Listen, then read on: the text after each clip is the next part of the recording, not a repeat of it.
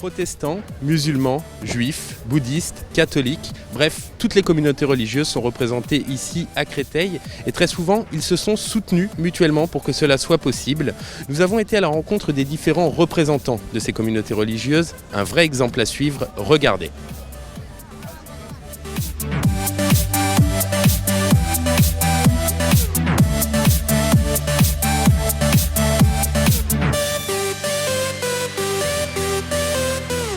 Entente cordiale entre les différentes communautés.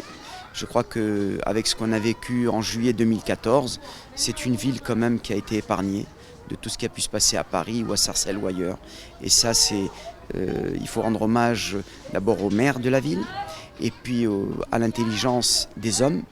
On a des rencontres fréquentes avec Monseigneur Sentier, l'évêque de Créteil, avec le président de la mosquée de Créteil, M. Karim Benassia, que ce soit le rabbin avec l'imam, avec l'évêque et nous, présidents, dirigeants des communautés diverses. On a l'impression qu'il est encore plus fort ce lien ici à Créteil qu'ailleurs en France. Vous pensez que c'est vrai ? Je pense et on peut le confirmer en ayant eu des retours de maires qui étaient venus visiter la ville ou bien d'associations de d'autres villes qui étaient venus visiter la ville de Créteil. C'est quelque chose qu'ils observent et qu'ils constatent quand ils viennent sur la ville de Créteil. Vous avez vraiment les trois communautés qui se côtoient depuis des années et il y a une bonne entente au quotidien et tout le temps. On a un jeune curé qui s'appelle le père Gilles Godlewski, qui est donc curé de la paroisse cathédrale et qui est en très très bonne relation avec tous les autres membres des autres religions et ils se reçoivent et on est accueillis, soit d'un côté, soit de l'autre. Nous avons des rencontres. C'est toujours enrichissant pour les gens qui participent à ces rencontres. Je pense que c'est par la volonté des hommes précisément.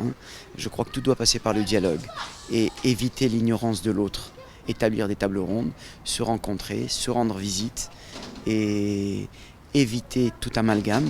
Je crois que c'est la chose capitale, toute stigmatisation. Et c'est ce qui fait la réussite. Et je vous donnerai pour exemple une chose, c'est d'aller rejoindre un marché dans le quartier du Montmély, dans le vieux Créteil, où vous allez voir que 99% ce sont des commerçants musulmans, et comment ils offrent des légumes, des fruits nécessaires à chaque période de fête de la communauté juive.